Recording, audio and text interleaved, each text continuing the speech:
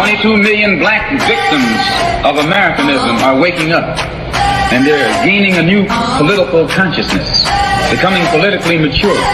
And as they develop this political maturity, they're able to see the recent trends in these political elections. Any minority that has a block of votes that stick together is in a strategic position. Either way you go, that's who gets it. You're in a position to determine who go to the White House and who stay in the doghouse. You're the one who has that power. You and I have never seen democracy. All we've seen is hypocrisy.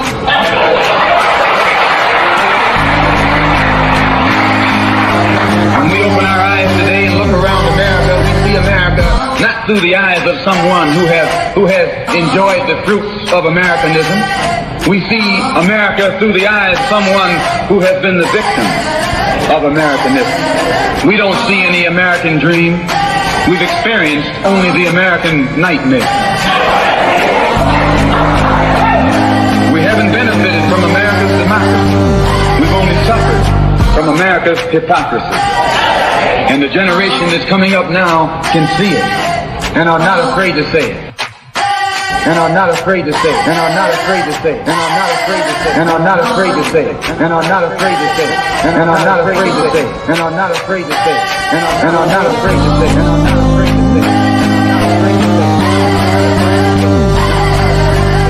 And are not afraid to say it. Brothers and sisters, I don't know what this world is coming to. Welcome, welcome, welcome.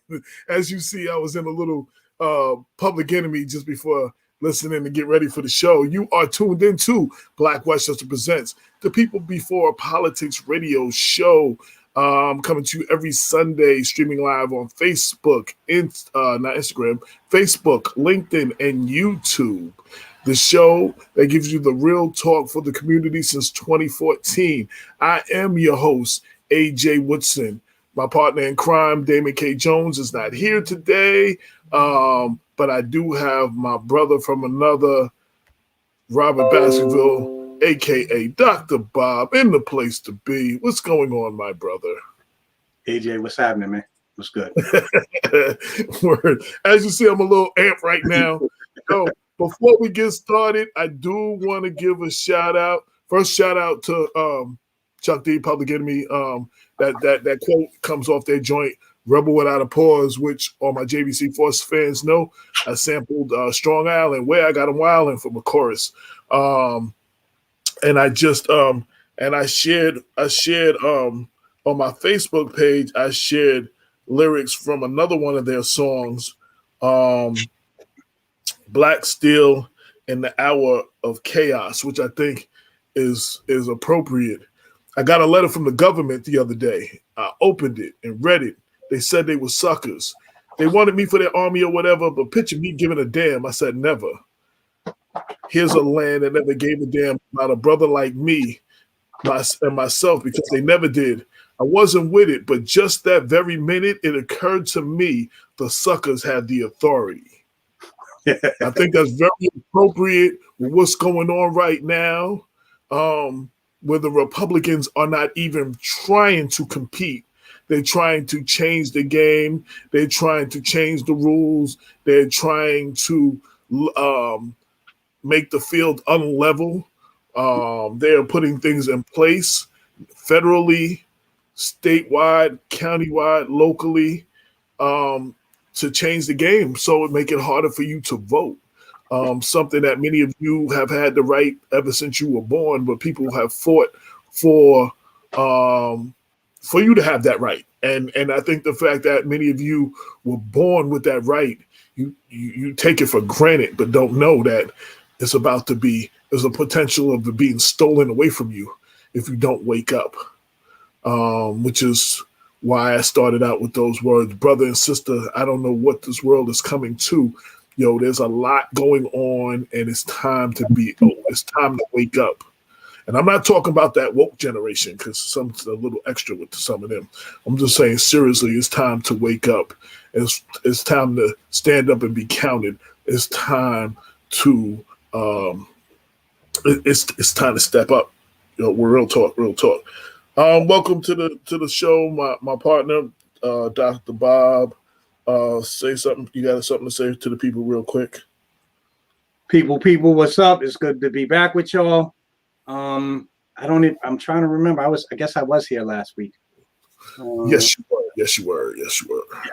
And since then, I've been still busy at work, AJ, with all the projects that we've been collaborating on. Me, you, Damon, brother Jeff, a lot of us trying to put in the works. And so, yeah, that's pretty much it for me, man. No doubt. No doubt. Before we get started, also want to lift up something.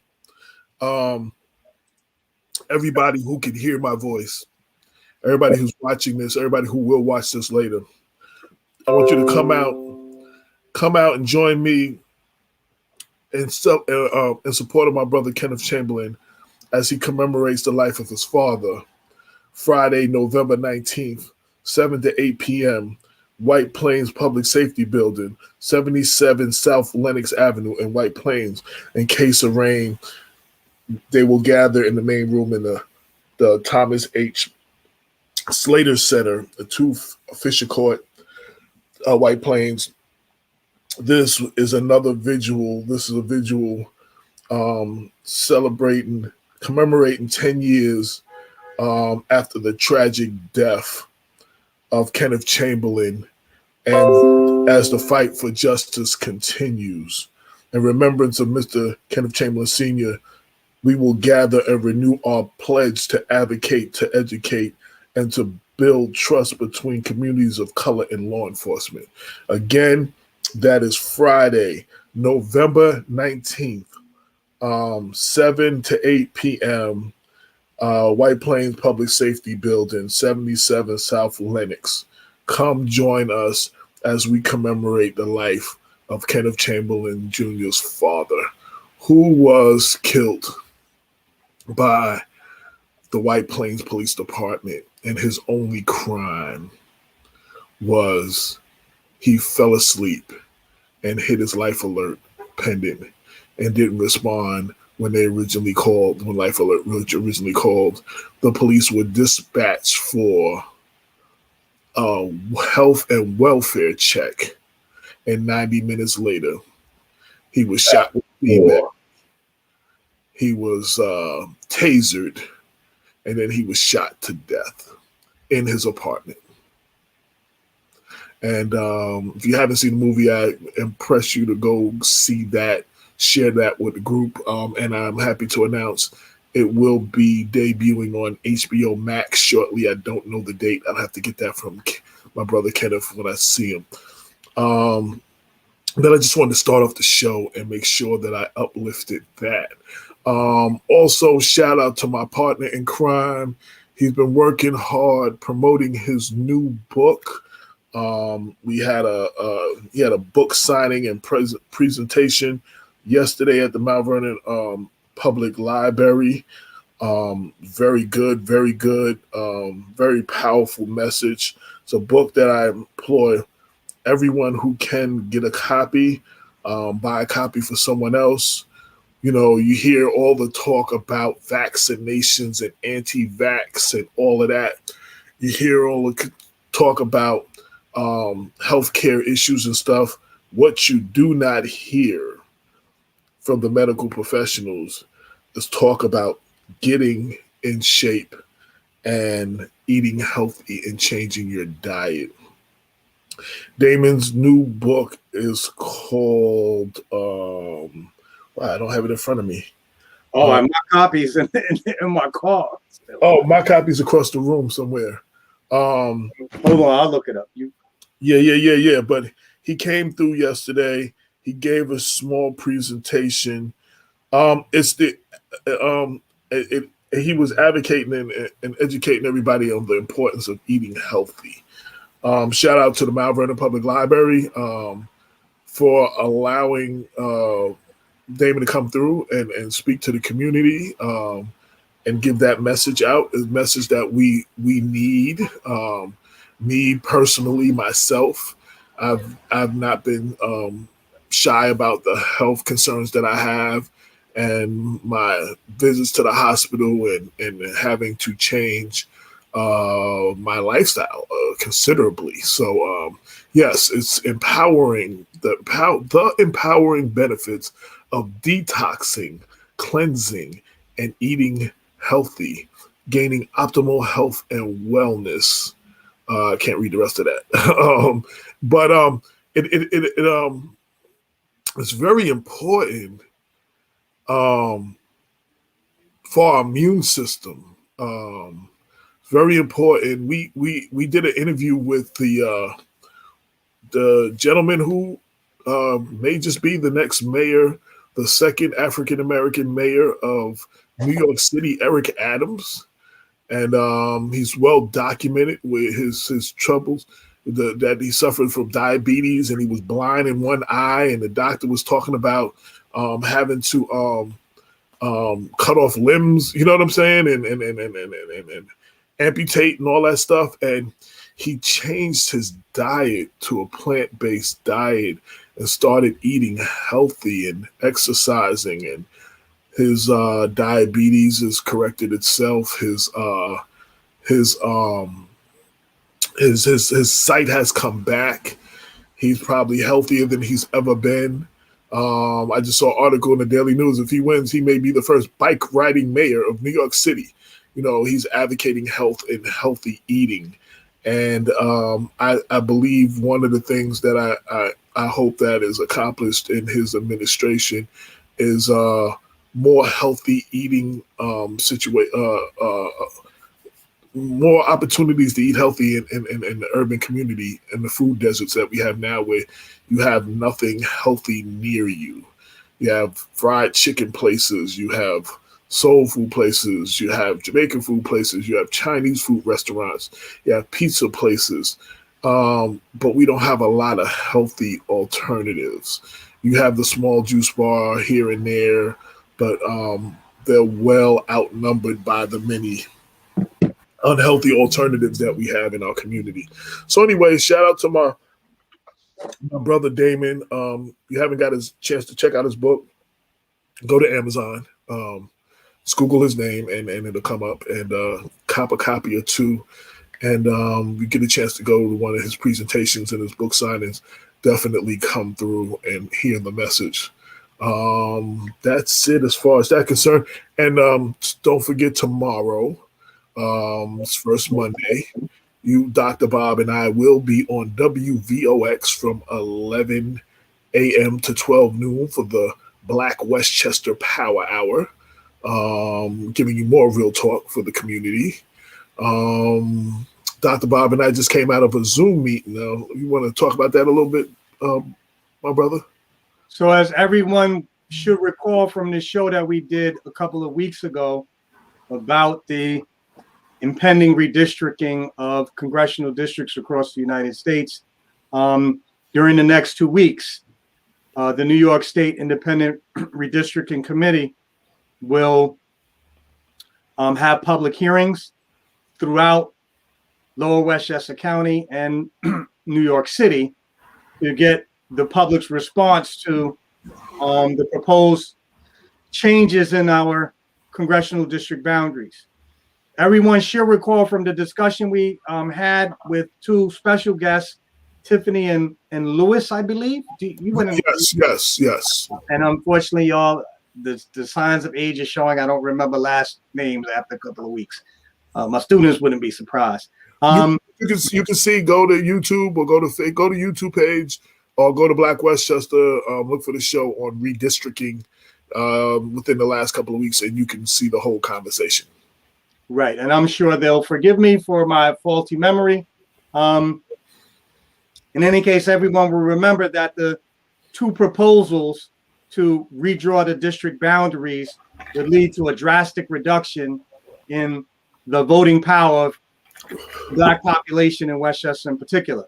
Right now, under the old boundaries, African Americans constitute 30%, approximately 30% of the voting age population in our congressional district at present, and both proposals would dramatically reduce that by more than a third. In one proposal, I think it's about a 20% reduction, and the other, it's will reduce the Black population down to 19%. And I'd like to remind everyone to please look. Let me step back. Let me remind everyone, this is part of the process, everybody. This is part of the process. District boundaries for Congress have been redrawn since the American Republic was established. So I say that because I want to urge everyone to be involved in what is, in fact, a normal part of the political process in the United States of America, especially because the proposal to redraw the boundaries is part and parcel of a pattern that we're seeing all across the United States of America today that would lead to a serious weakening of the political power of African Americans at a time when there is a fervent battle going on in the United States over the direction of the nation and what is the appropriate policies to adopt in order to ensure that, we have a decent future. If we do not respond in big numbers to express our objections to the proposed boundaries, then we can be sure that they will be most certainly instituted. So I want to say, everyone, and I'm going to go over briefly the main points of objection that I think people should be raising when they come out to the meetings. Now, before I go on with the main points, everyone, I'm going to share my screen so everyone can see the meeting schedule. So there'll be the first hearing in our area is going to begin on Monday, November 8th, at White Plains, the Hobbs School of Law at Pace University up in White Plains. The address appears on screen, everybody, 78 North Broadway, White Plains, New York. And then in addition, everyone, there'll be a number of subsequent meetings at other locales that are within the area. If you can't make it to White Plains, you can always consider coming down to Bronx at Bronx Works Gymnasium, which is on the Grand Concourse. So I imagine that's not too far from the Grand Concourse on 161st, somewhere in that area. In addition, if you don't mind traveling into Midtown, there's also a public hearing that's going to take place on Wednesday, November 10th. Also, everyone, if you can't make it in person, you can submit video testimony as well. And so, or written testimony. And if you want further directions, I've now scrolled to that part of the screen, everyone. You need to set up an account first with the New York State Independent Redistricting Committee, and then complete the sign-in process, and it should be self-explanatory. As is true with most governmental meetings, everyone, there is a deadline a couple of days before the actual hearings that you have to sign up in order to get on the speakers list. If you want to make it on the speakers list for the November 8th public hearing, the cutoff date to sign up is 3 p.m. on November 6th. All right. And there are information on the additional cutoff dates if you want to give a presentation at some of the other venues. Let me remind everyone that there's nothing as powerful as the in-person testimony. So if you can make it in person, if you're in good health, if you've been vaccinated and you're not, please consider coming in person to share your objections. So what are the grounds that I think people should object to the proposed boundaries, the boundaries that have been redrawn?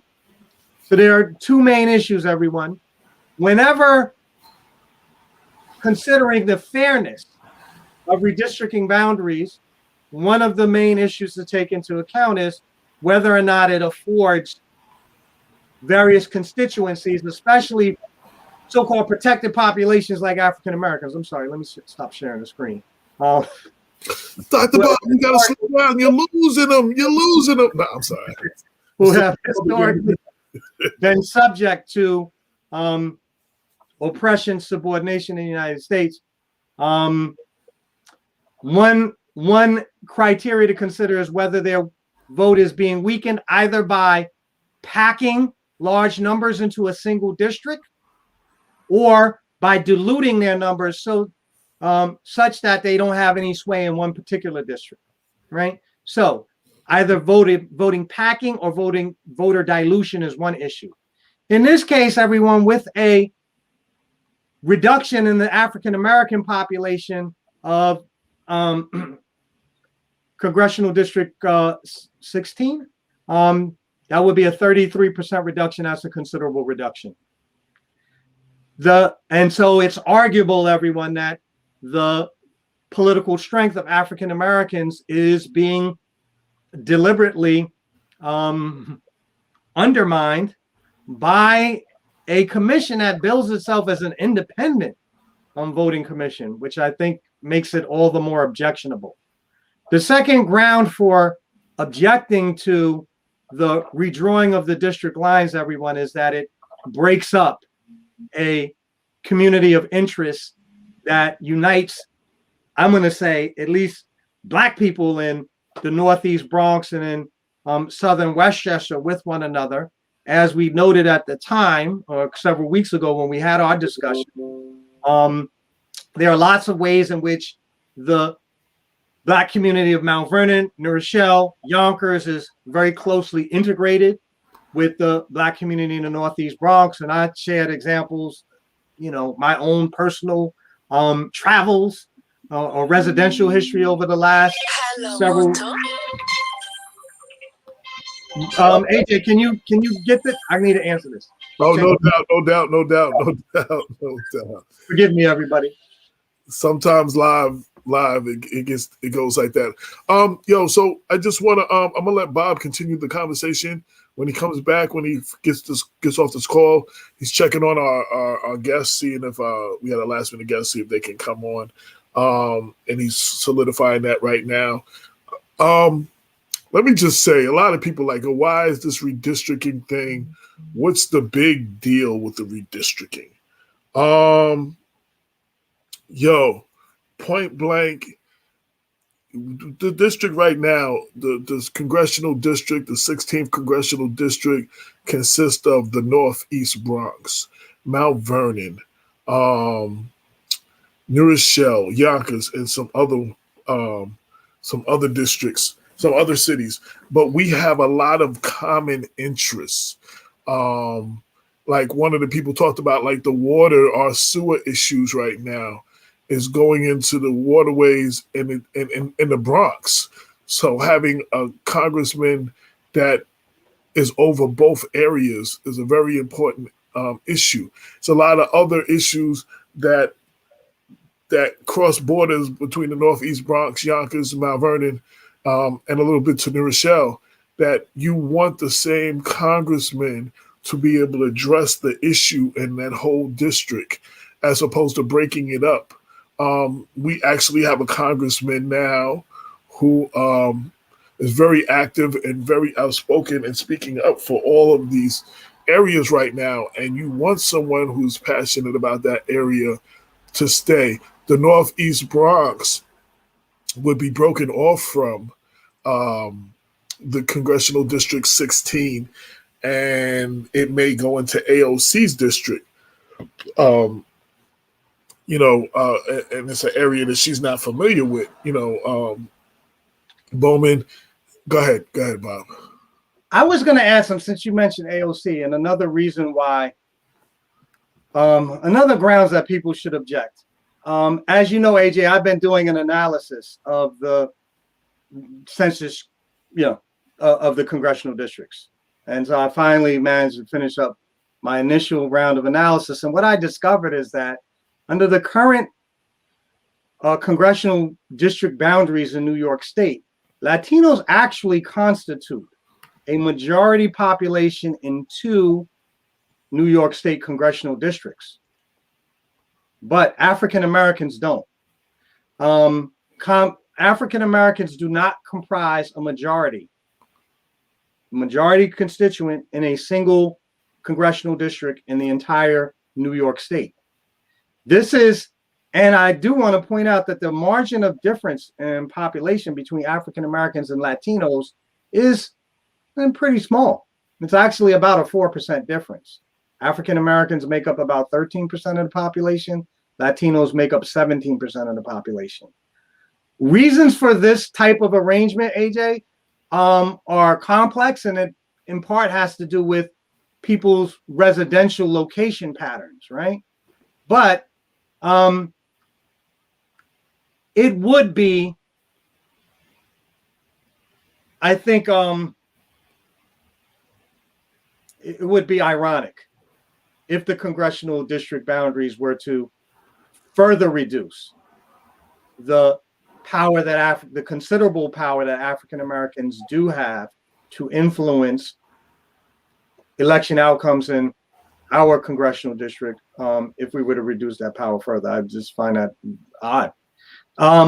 So that's a reason. And AJ, you alluded to you mentioned a lot of the other reasons as well.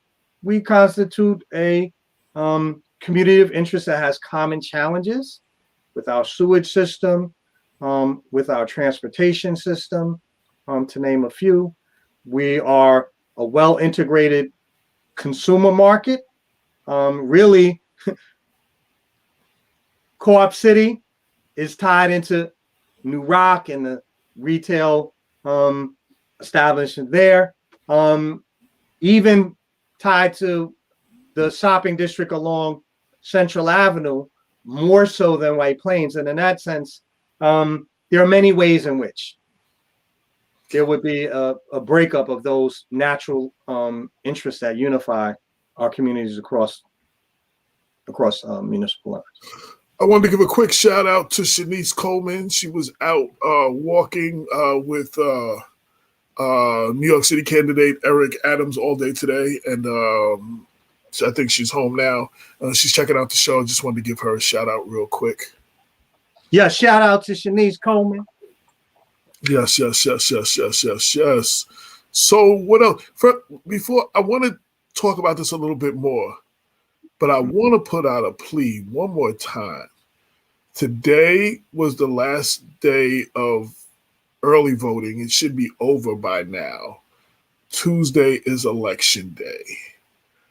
If you have not voted and you are registered to vote, I implore you to go out and vote. Like I said, many of us, I'm 55. So anybody my age and younger was born with the right to vote, as opposed to our parents and grandparents who had to fight for us to have this right.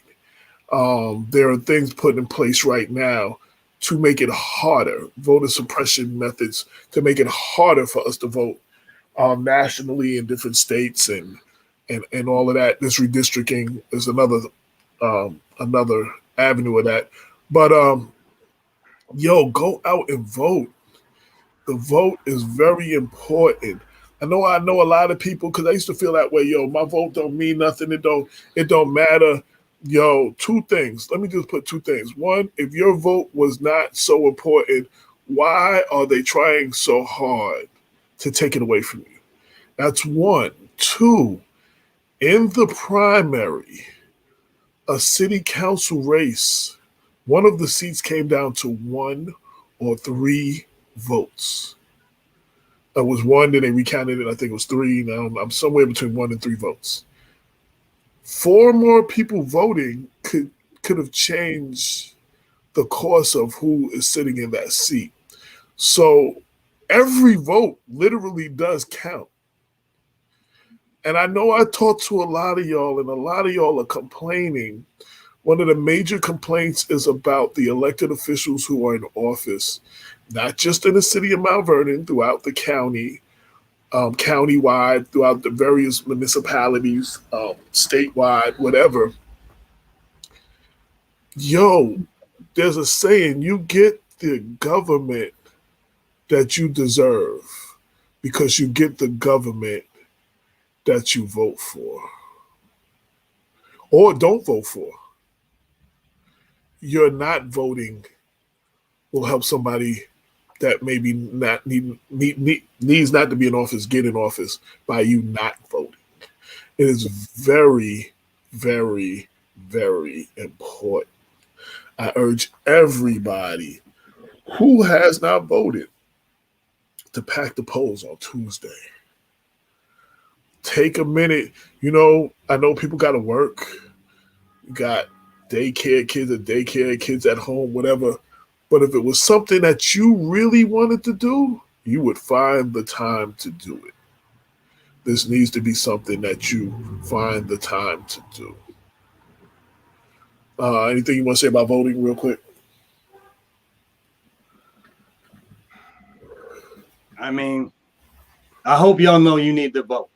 I don't have anything else to say. That's all I got to say. I'm tired of repeating this stuff, AJ. And I'm only doing it because this is the last show before the election. So I hope a few people hear me. Maybe they tell others or they see this before Tuesday and it is the deciding factor to get them out. Thank you, Shanice. When you vote, please remember to turn your ballot over. There are a number of propositions being proposed, and some of them have to do with the redistricting. So a lot of times we forget to turn it over. Those things on the other side are just as important as the people that we vote to put in office. These are about policies and proposals that affect your life.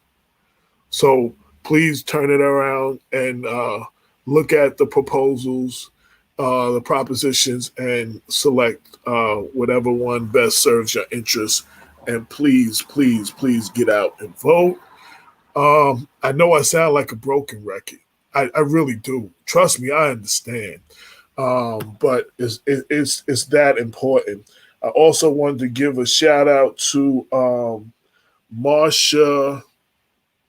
I hope I pronounced your last name, Yerman, Yerman. She was on the redistricting call we had, the Zoom a little earlier today, and she's part of the New York NYCD's 16 Indivisible, and a supporter of Black Westchester. So she has shared this on her page, so her people are watching. So I just wanted to give her a shout out. Craig McFarland said, "Do not complain if you do not vote and or champion the cause." I could not have said it better, Craig. Thank you for that. You know, complaining is one thing, and we have to stop doing that where we just complain at the we complain. You sent that to me. Did you mean to send that to me, Bob? I took care of it. Okay, no, I just made. No, I realized subsequently. Yeah. I was like, you just sent me the link to the show. I'm already on. Yeah, I realized that. Whoever that was didn't get it. That's what you. No, I resent it. Thank you. No doubt. So I just really want to implore get out, and vote for real. Like, it's very important. In the city of Mount Vernon alone, there are 3 council seats. There's the county legislator. There is the controller race. Although I do not know if Darren Morton has a candidate running against him. The county clerk's race is, in fact, an open race. Oh, the county clerk. Yeah. I saw someone sign Scooter, somebody. I don't know his party affiliation, but I know Tim Iatani. Scooter is running. I'm not sure if he's a Republican, I'm not or sure. conservative or independent, but he does have an opponent Right. running against him, and I am not picking sides here, but I do want to make it clear. So there are 4 candidates in the city of Mount Vernon running for 3 city council seats. 3 of them are part of a ticket. Now, this has nothing to do with this particular. Thank you, Nicole. Yes, he's a Republican, Bob. This has nothing to do with this particular ticket. But for 7 years, I really don't support tickets. I believe that and I've said this for 7 years, so it's not just this race. So anybody, you go back and listen to any show around election time in the past. There are 4 people running for 3 seats. I urge everybody to vote for who they think are the 3 most qualified people, the 3 people that they think will do the best job. And it's very important.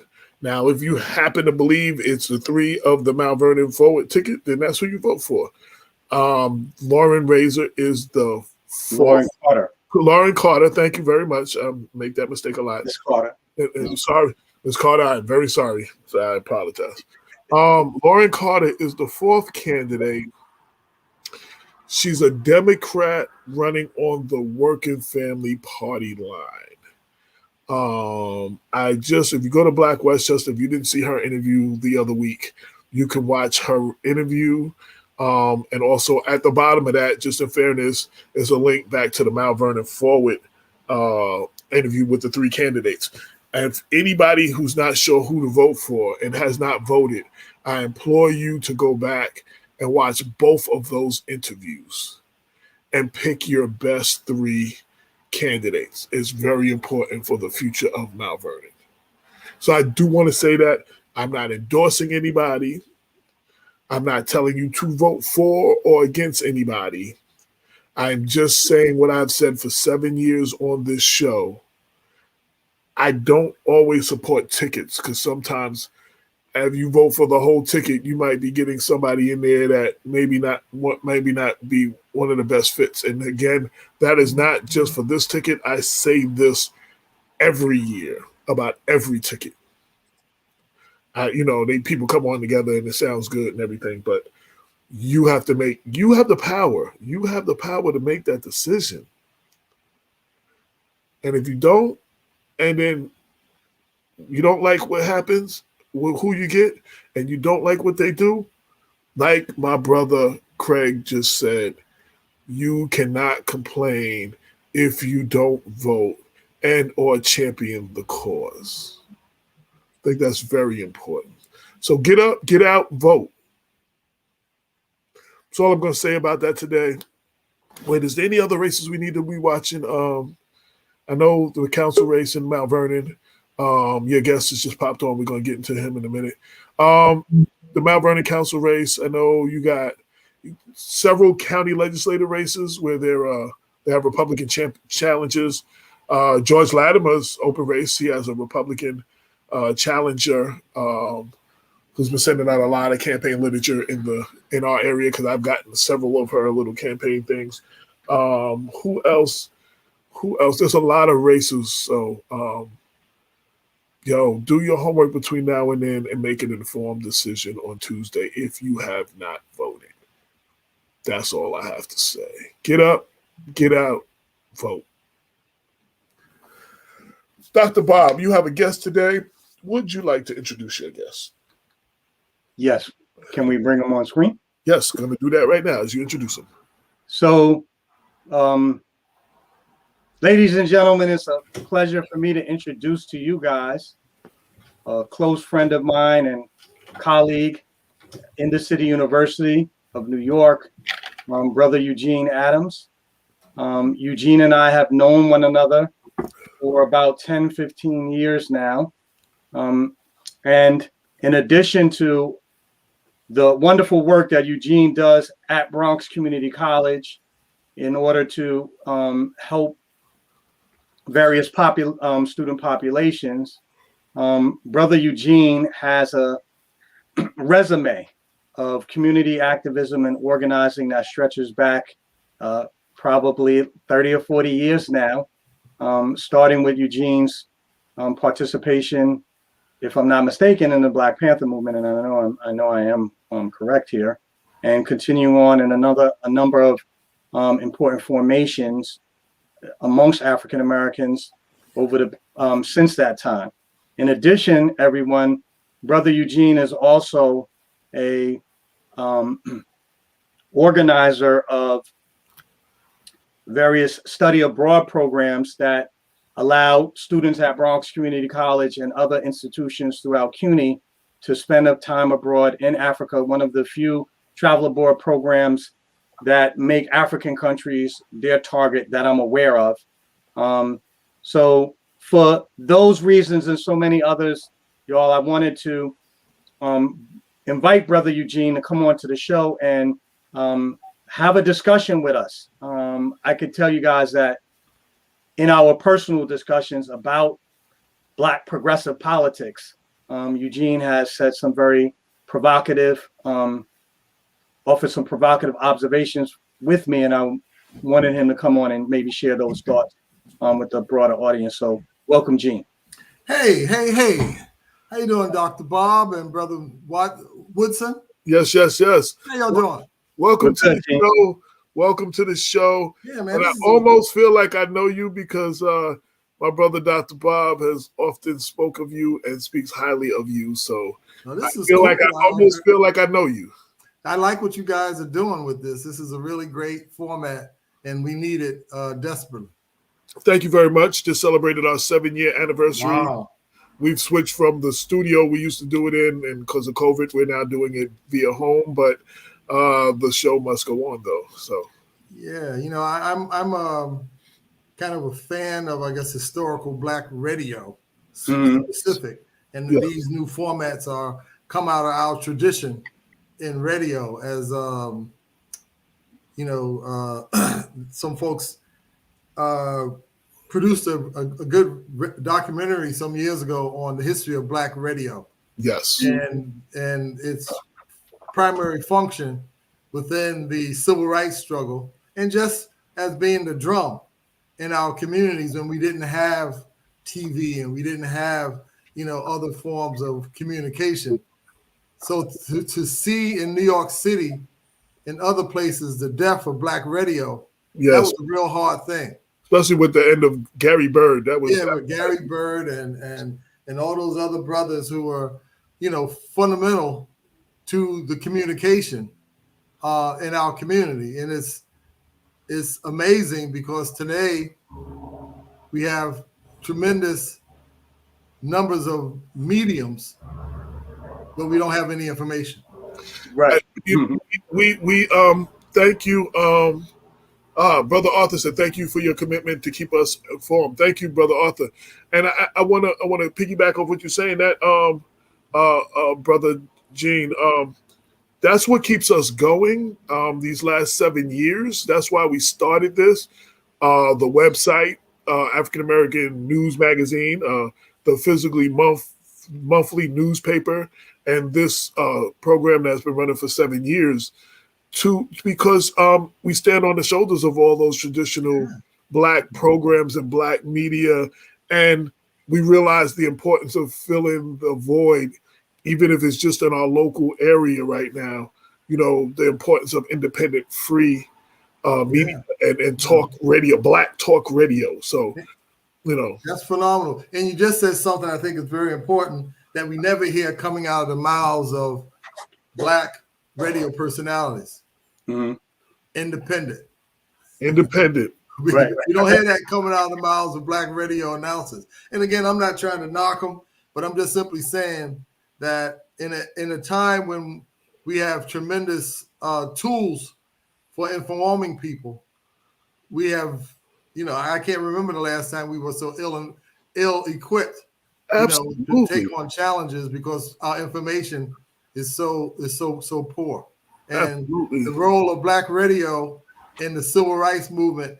If Dr. King was coming to town in Mississippi or Alabama, Well, it definitely wasn't going to be a notice of it in the local newspaper. And it definitely wasn't going to be covered on whatever 3 stations that little town had. Right. So the only way for us to find out was through the black radio personalities. Right. So yeah, they did this. They did the the shucking and the jiving. They did the fast talk. They did all that stuff. But in the midst of all that was the message. Right. And I think, go ahead, Bob. I was just going to amplify your point, Eugene, and this is, I think we need to take the moment to emphasize that the politics that we need to practice, y'all, works on several levels. One, and it's important to say this, one part of those politics is electoral politics for sure. We have to cast votes and engage in the policy-making process. But above and beyond that, there is a kind of social movement politics that must take place outside of the established political institutions in our society. And as we think about strategies for mobilizing people, we need to key in on what Brother Eugene just reminded us of, the importance of independent media institutions. Because today, the cost of transmitting, the cost of the production and transmission of news is cheaper than ever before. That's my point. Right.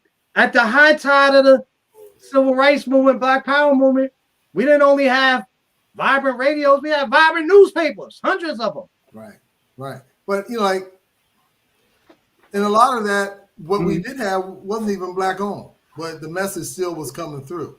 Right. I became aware, really aware of the power of it when I was in high school, and I was a goof off. That's a whole nother story. But that last year of high school, since I failed 9th grade, I really had to work overtime, right? So I'm home doing my first Black History, what we used to call those things those days, term paper. Right. I'm trying to get it done, and I'm listening to the radio, and Frankie Crocker's on. And, Frankie was a sweet, cool guy with the voice, and not to even mention what he did with the whole total black sound. That's a whole other conversation. Right. But it was maybe 3 years or 4 years after the death of Dr. King. And, it was rip and read in terms of the type of text that they used. So Frankie was doing his Frankie thing. And then I guess they gave him copy to read a commercial. In the commercial, he went right into the commercial. And finest supermarket is having a 2-for-1 Martin Luther King Day chicken sale. Wow. Boom. It was a run on chicken. He caught himself at the tail end, and the radio went complete silent. So I'm like sitting there waiting, and then about a minute he got himself together. He came back, and with that sweet voice, he said, "Brothers and sisters, I really have to apologize. I didn't take time to read it before I read it out loud, and that is not what this is about." And I always remember that. That's my Frankie Crocker moment, with all the stuff with Frankie Crocker. That's my one Frankie Crocker moment, talking to a 17-year-old boy, who's trying to get his stuff together. And he said, we cannot do this. We should never do this. And that's stuck with me.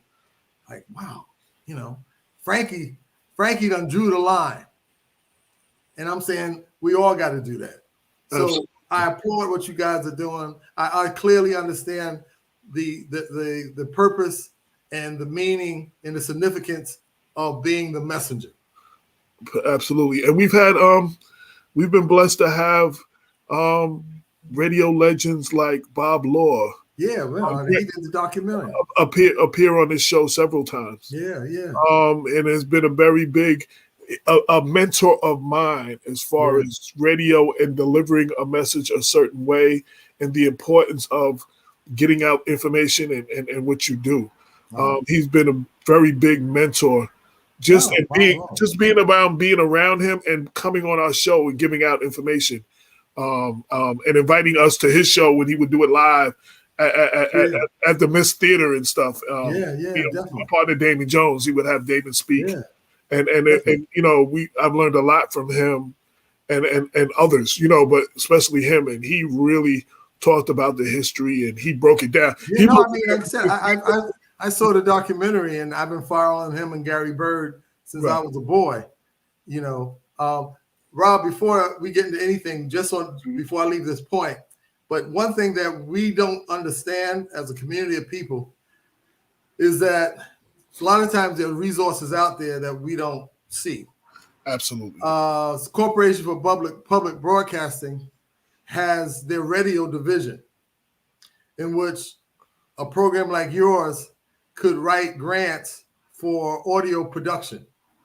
And I received one some years ago. We called it Black Boy, A Dream Deferred. And myself and some brothers, we did a piece on 4-part series on the state of Black males. This was even in the 80s. But the division still stands within the Corporation for Public Broadcasting.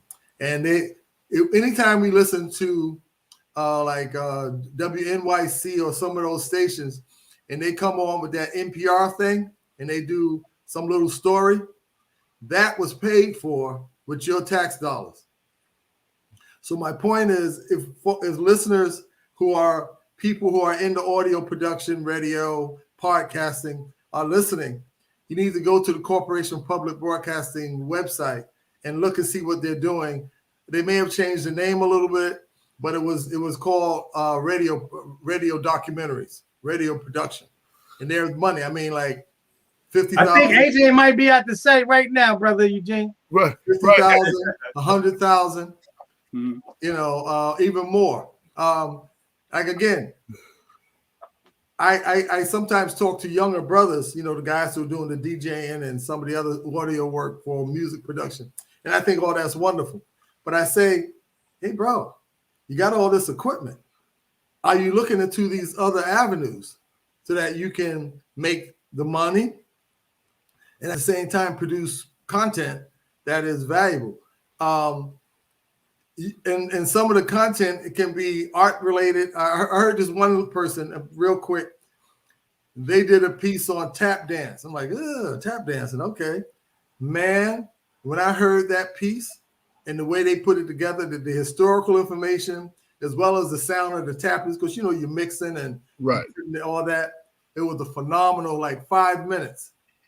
But you can do half-hour, 2-hour type program. Better yet, whenever we pat Ken Burns on the back for some of those great documentaries he did, that's where he getting his money. I asked you if you can share that information with Dr. Bob offline, because that definitely something sure. we definitely need to look into. Michelle Brown, welcome to the show. She said great information for growth and expansion. Because that's one of the things we use. You said the word independent, being independent. Freedom is not free. What happens in a lot, we're here 7 years, and to go further, you get to that crossroads where you could get some other money, you know what I'm saying? But then you can't say the things you used to be able to say. But you're never worried about money no more, about producing the show and everything, but you don't have the freedom to say what you want to say. And that's why I thank all of our sponsors and those who make donations just to keep us going, because it's thanks to you that we're able to do this and do it for free. We're not charging people no money to watch this. We don't have paid subscriptions for you to read it. The paper is even free. You know what I'm saying? But it's thanks to the advertisers that do believe in us, and the average person who just be like, yo, can I make a donation? And they just make a donation. It could be $5, it could be $500, but those little things mean so much and have kept us going for 7 years. So I just wanted to take the time to thank that, but we do need to look into avenues like what you're talking about to be able to take this to a higher level. You know what I mean? And reach more people and be more effective. So thank you very much. Dr. Bob, kick it off. Yes. So Eugene, before we get into a substantive discussion, of some of the important issues of the day. I just wanted to ask, did I highlight the more important? I know you're a very humble brother. Before you do that, I just wanted, there's a comment. P.S. I grew up in the Bronx, the BX, South Bronx, blocks away from the Mitchell houses, blocks away from where Professor Dr. Eugene is doing amazing work. This is Craig McFarlane, one of our listeners. Hey, Craig. Yeah. Go ahead, Yes. Bob. I just wanted to get that in there. So I wanted to know, Eugene, if there's any additional highlights from your resume that you want to share with our audience. And it's not about boasting, but I did realize, Eugene, that there are some activist episodes, that organizing episodes and efforts that you've been involved in. I did not mention. I'm a foot soldier. I've always been a foot soldier first, and I'm not much on. I always said my fundamental gift in life is always being able to find people smarter than me. Yes. To get involved in things and to be a part of something. I'm a player in the band. I can't play no real instrument, but you give me a tambourine or something, and I'm going to be on the side. Play the hell out of it. Just as hard as Boosie Collins. Because everybody has a role. Yes. And yes. I was like a lot of young people. As a teenager, I began to see things and to experience things, and I began to say to myself, something is happening. But then I began to also say to myself that I have a responsibility and a role in what's happening. Yes. And the first time I saw Bobby Seale and H. Rap Brown on the news, I knew that there was something that I needed to learn about and need to be a part of as a kid. And from that point on, I always was able to find myself a role of doing something, for just kind of being involved in community. And I think a lot of times we make it sound like such a heavy load that we scare people off. That, in order to do this, we got to be like the Giants. And in order to be engaged, in order to make a contribution, I got to be the next Malcolm. And I think as a community of people, we have a complex of what M's. We feel we got to be Malcolm, Martin, Mandela, Marcus, in order to get something done. Right. And I'm simply saying that whatever I've done, as Brother Woodson said earlier, I'm standing on the shoulders of the people who kind of came before me. Michelle Brown said, I totally identify with this. Angela Davis was that for her. So important to have those visual models for our children. And I wanted, and my next question, I want to go into that a little bit. When I was talking about voting earlier, and I was like, I'm 55.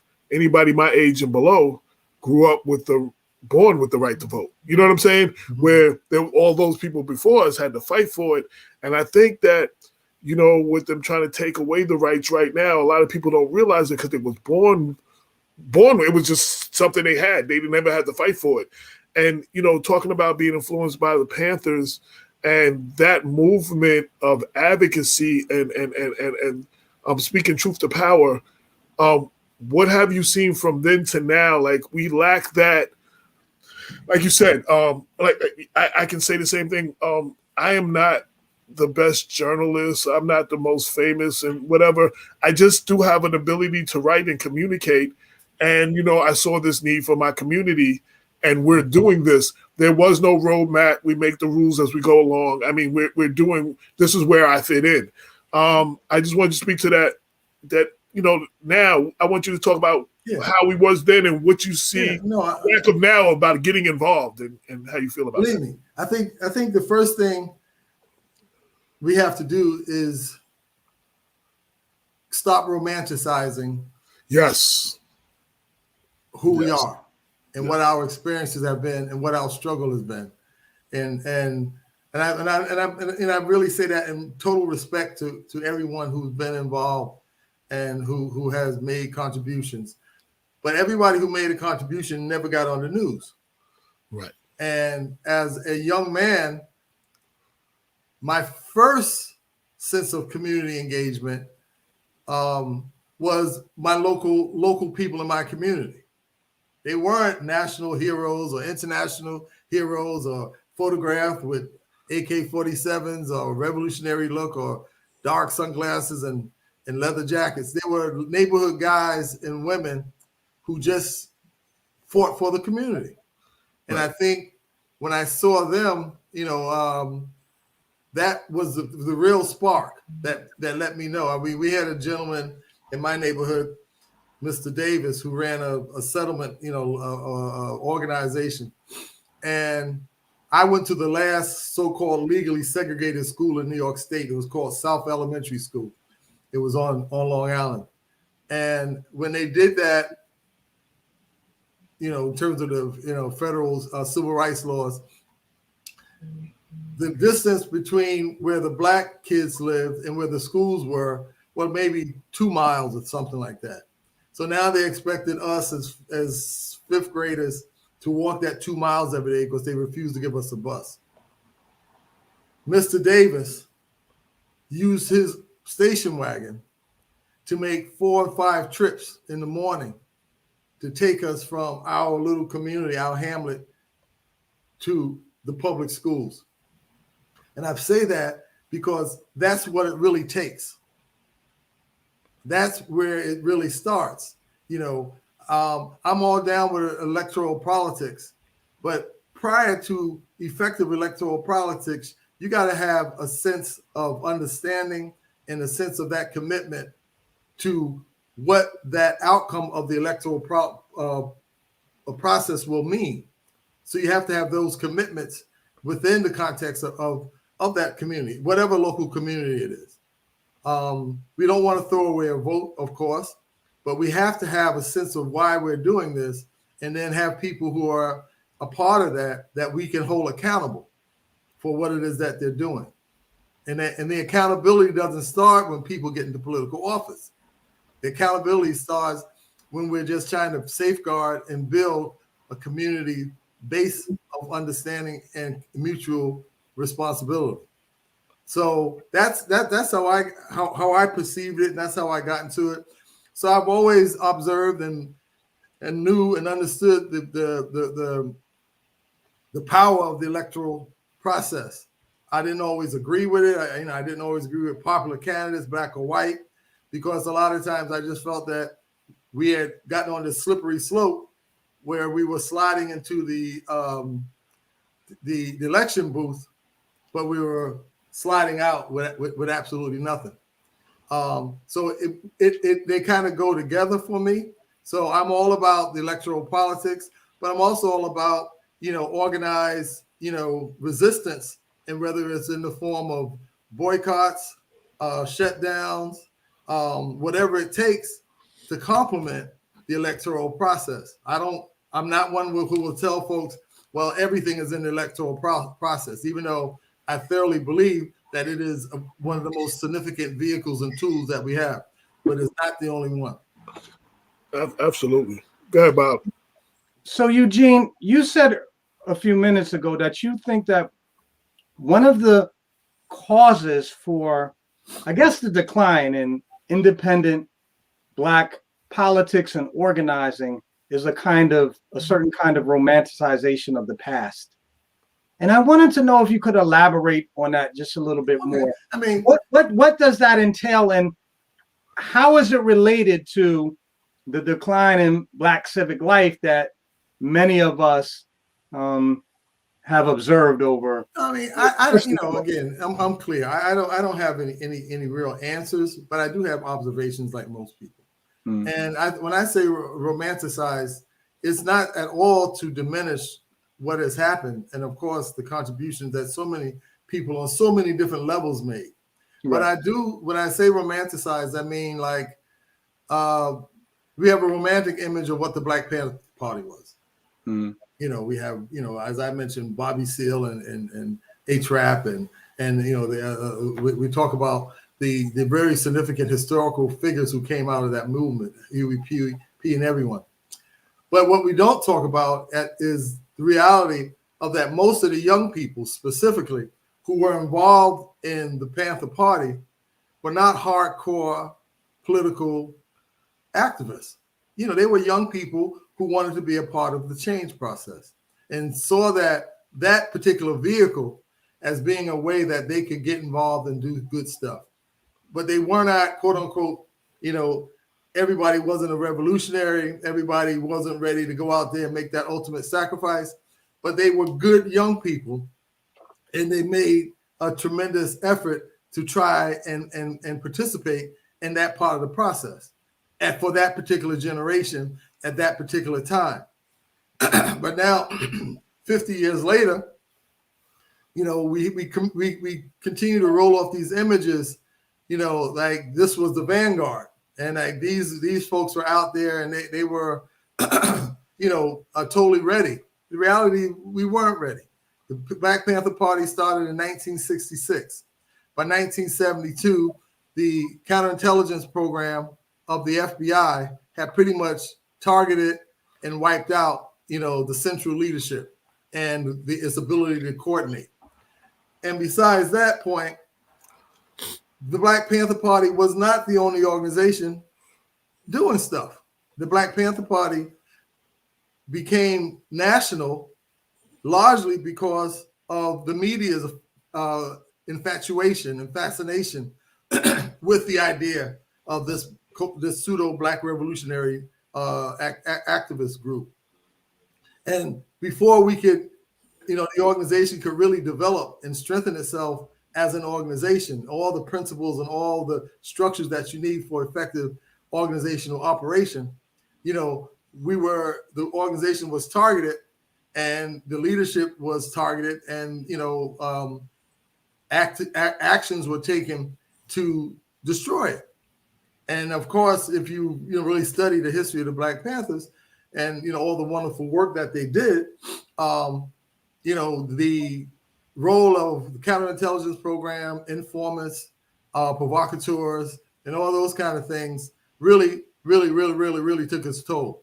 But at the same time, we don't talk about the Blackstone Rangers or so many other organizations that were doing equal work, because we don't really know about them, because we've romanticized what was going on with the Panthers to the extent that we don't even talk about the level of counterintelligence that went into it. You know, when I was in graduate school at the New School, I did my thesis on counterintelligence and the Black liberation movement.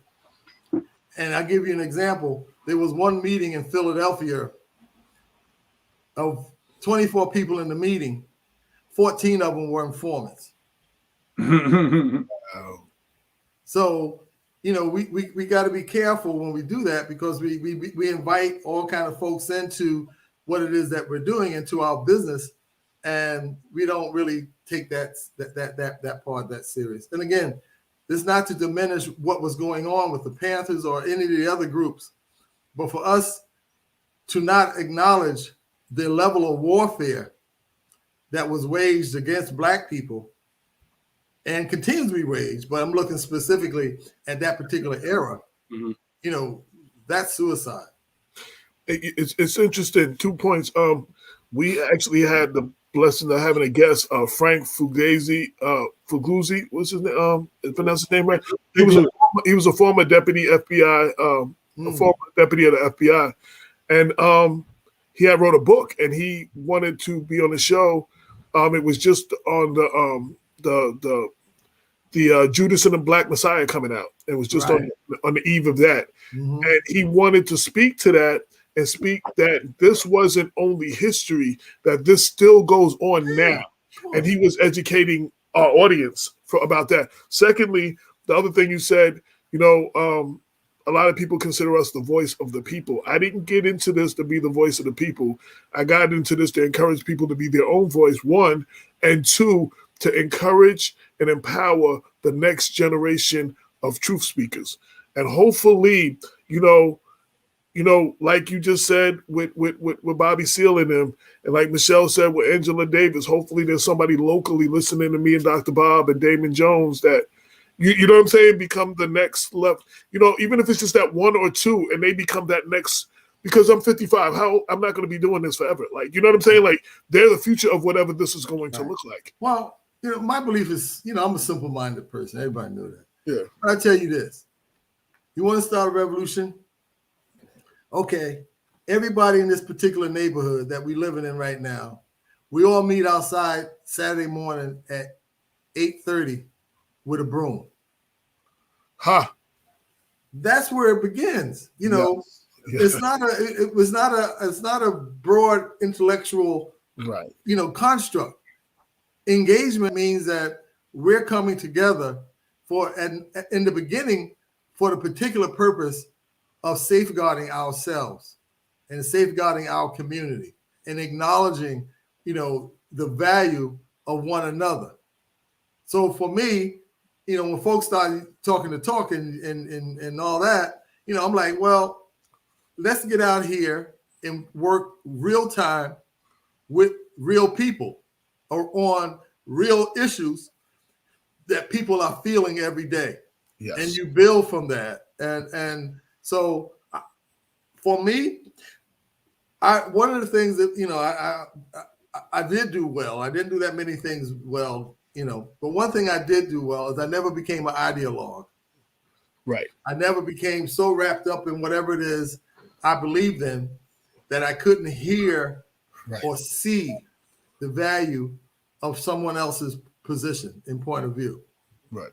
So I never got wrapped up into, well, we got to do it this way or we can't do it at all. And sometimes we digress in our discussions where we begin to argue over kind of nonsensical items of right and wrong, and we forget to do the work. I said that recently here in Mount Vernon with a bunch of leaders and stakeholders and stuff, and they were all, I said everyone here basically wants the betterment of Mount Vernon, wants to clean it, wants to fix the issue. The problem is everybody has their own idea on the way that it has to be done, and everybody thinks their idea is right and your idea is wrong. Instead of coming together as that common, we all want to fix the city. You understand what I'm saying? And we work together to fix the city. It's like if it's not your way or you're not doing it with this person, then you're doing it wrong. You know what I'm saying? And like you're almost the enemy or something. Like that's. We also are making deals. Yes. With people. Yes. Who don't necessarily have our community best interests at heart. Yes, we need to get rid of it. And we don't see that as a critical, ethical contradiction. So we want to do the good thing, but we're going to play up to this one or to that one. No. Who don't. I mean, best example, and I'm not. Well, I will name names. I don't care. This is the show you can name names on. I mean, when Reverend Jesse Jackson, and he's done, as we well know, a phenomenal amount of stuff. But I think one of the things that came out of the Rainbow Coalition, Operation Push period of movement was what I call the corporatization of civil and human rights. When we began to tie our activities and our activism to our relationships with gift givers, with funders, with corporations and others who are contributing to rightfully to good issues. But I think at some point we kind of went overboard because let's say if Procter & Gamble, who produces so many different kinds of products, is giving money to, hypothetically, the NAACP, and we find that there is a canal in Mississippi somewhere where toxic chemicals have been dumped, and now those chemicals have gotten into the main water source, and we find that Procter & Gamble is the owner of the corporate body. Are we willing as an organization to tackle that fully, or now will we go in there with the idea of negotiating something that may not necessarily be 100% in the interest of our people or that community? Worried about losing funding or something like that. So I think if a lot of that has happened, with a lot of really good and historical organizations. And a lot of that has happened with a lot of our current political electoral leadership that, we have to kind of like, hold people accountable for that. It's almost like what happened in South Africa with the Truth and Reconciliation. That was not, when they went, when they began to promote Mandela, they went through this idea, well, hey, if you can come forward and admit your crimes, then we'll forgive you. That was not the idea of the people. That was not the idea of folks in the Bantustans in Soweto. That was a deal that was made. And people who committed horrific crimes against humanity were able to walk away because those kind of deals are being made. And I'm saying that in our context here, often those kind of deals are being made now by historic organizations that we once entrusted everything towards. I wrote an article a while back, have our historical civil rights organization sold us out. And it talked about the involvement with one corporation where the corporation started an African American advisory board that had members of all of their organizations in it, and they had all received six-figure. You know what I'm saying? So when we were fighting for one thing, something else was negotiated that was far less than what it is that we were fighting for. We've covered that. That's all I'm saying. So when we see that there are folks down ringing the bell on Wall Street, I'm not saying it's wrong. I'm just simply saying we need to say, what's that about? What's attached to it? This struggle that we in is a mess. Change is a mess. And I get that. So I'm not looking for any smooth transitions. Right. Warfare, as they've committed against us, is a messy process. And our response to it has always been, so I'm all with that. But we have to ask better questions in terms of when we see stuff and hear stuff and look at what people are doing. My mom, or better yet, real quick, when Obama first ran for office, I was hanging with my dad and my dad was like, woo, man, he was happy. And, I think I didn't give him what he was looking for, right? Of that. And my man, hallelujah. You didn't say hallelujah. Yeah, my dad jumped into my case horribly, and I'm like, whoa, Dad, but I had to also take a step back from my own position and my own politics about it and realize what that meant to an 80-something-year-old man who came out of the woods and picked cotton, peaches, and tobacco, and what that meant for him. Now, that's why I say I can't be an ideologue, because I have to acknowledge what my dad and that generation and my mom and all those folks, how important that was to them, regardless of how I could find contradiction and all kinds of problems with it. It was important that I acknowledge that and that I embrace their sense of reality and what they had been through. And that kind of kept me, at balance with this whole business. I understood clearly what it was. The brother is a conservative Democrat. And, I have to understand the clear difference between the presidency and the idea of the president. As the ideal of a president, yeah, it was great. Black folks and white folks and, folks got real behind it. But the idea of the presidency, that's a machine. Right. You can put anybody in the White House, and the machine is still going to function the way it is designed to function.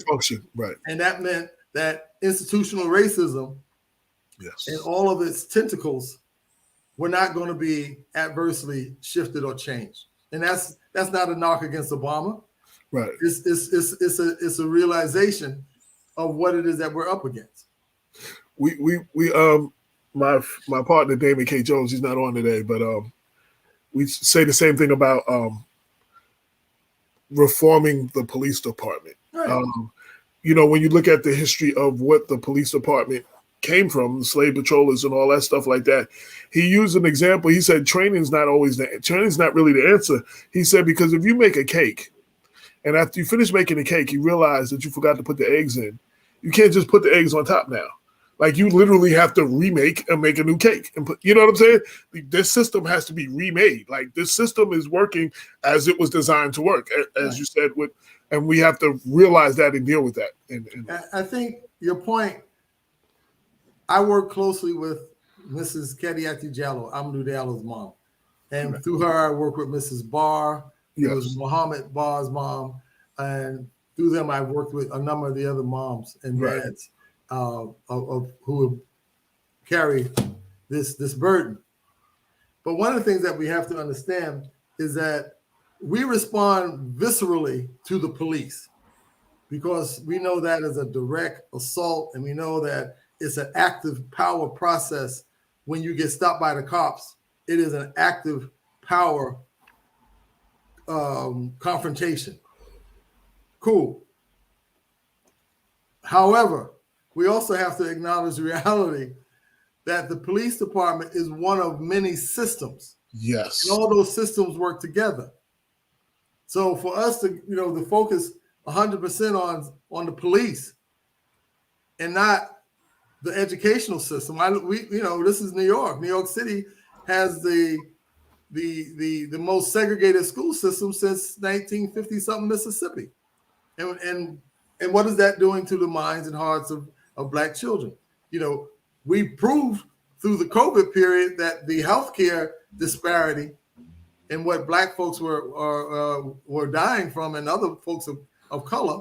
So we can't afford to center everything on one aspect of that dysfunctional, institutionally, designed system, and not spread it out so that we have a clear understanding that even if you change the police, that ain't going to keep Black folks from dying. That's not going to keep, Black children from being killed mentally with the quality of education that they're doing.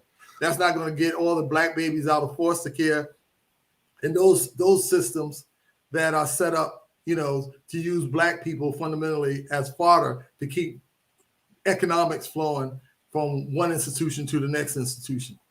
So we can't just get caught up on one of those systems. And again, with the Black Lives Matter movement, we centered understandably a lot on the police, but the struggle is so much bigger than that. So now we want to spend all of our energy in this fight about the police and policing.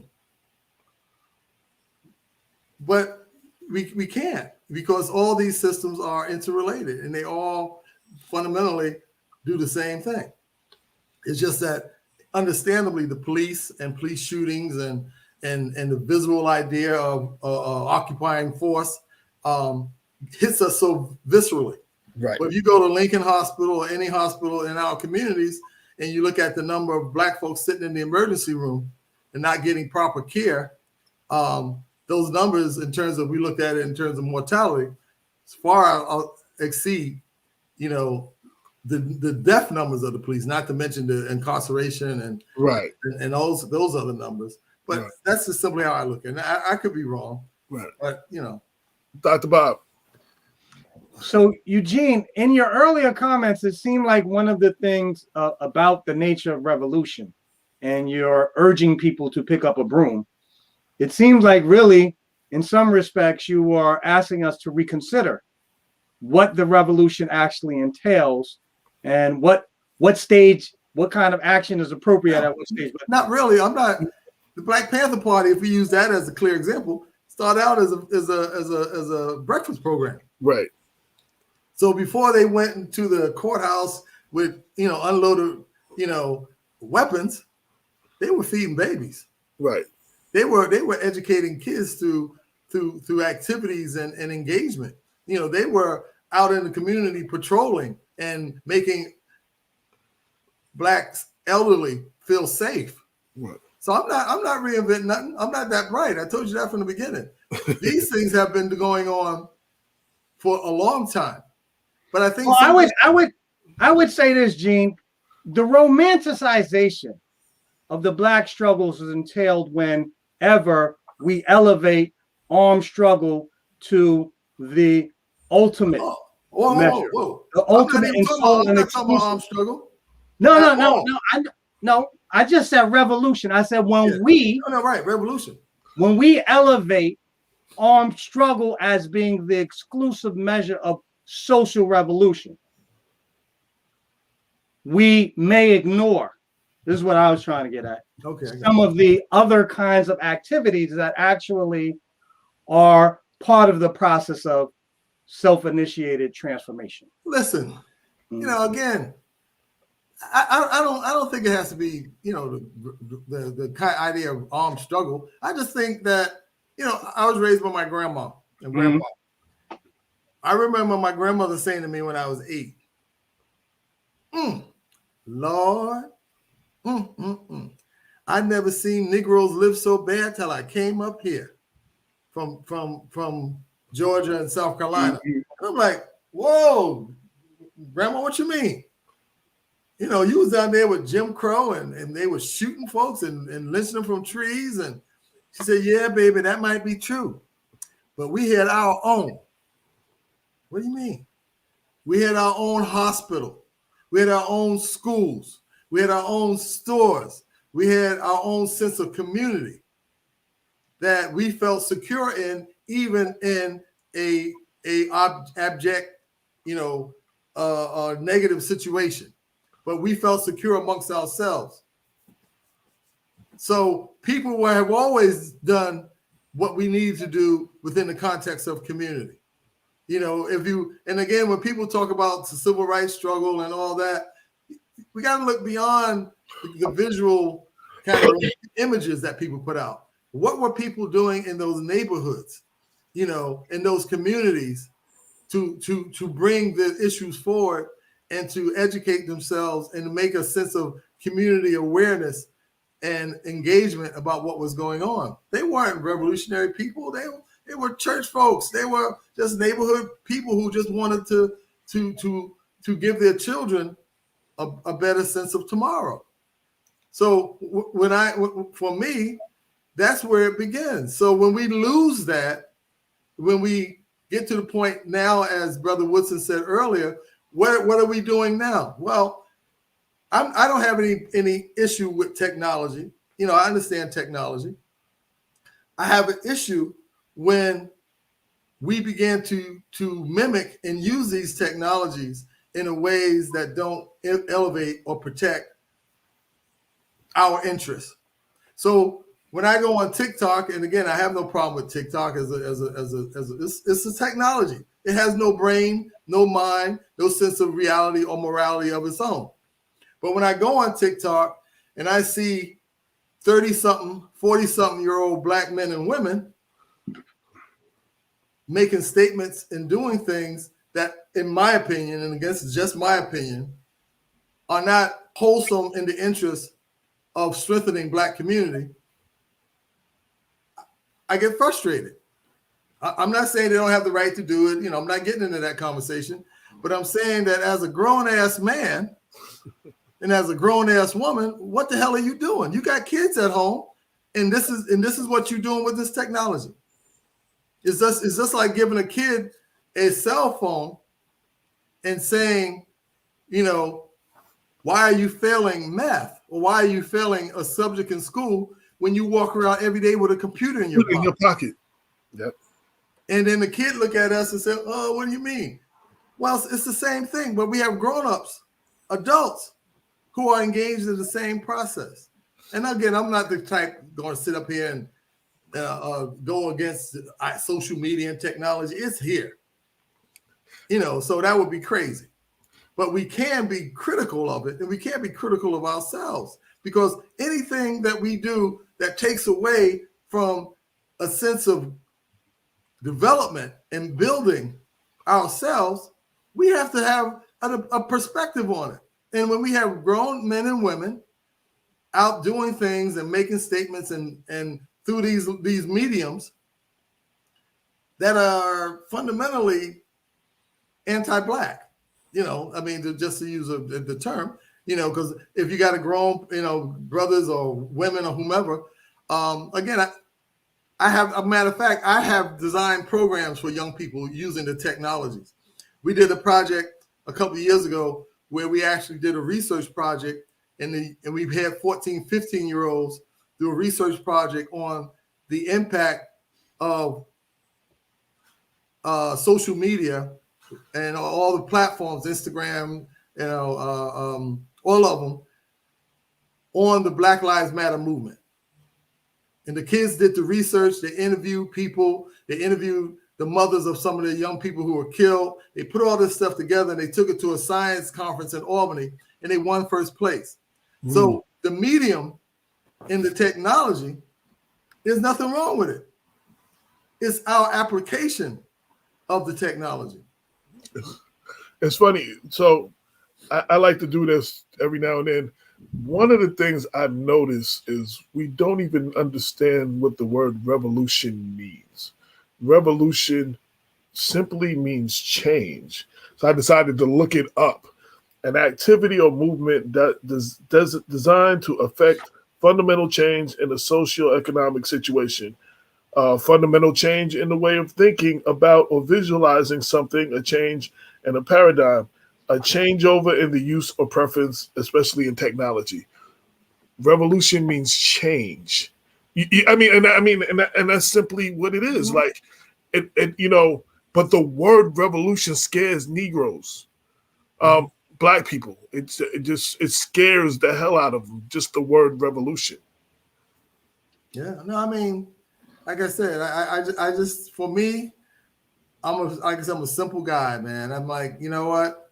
If I wake up every morning with the idea in my head, no matter how crazy it might sound to somebody else, that I'm going to do something through the course of this day to elevate myself and other people that look like me, and other folks who just think it's a good idea, whether they look like me or not. I'm dumb enough to believe that means something. Absolutely. That really means something. That's what keeps me going. That's what keeps me going. Yeah. So I mean, go ahead, Rob. Go ahead, Bob. I wanted to chime in and on the revolution theme and offer a little quotation. I think Harold Cruz has a book. It's called Rebellion or Revolution.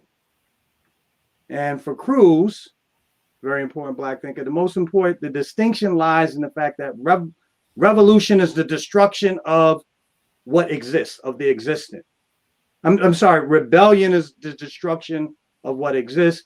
A revolution, whatever destructive component entails, also is the creation of a new society, a new vision.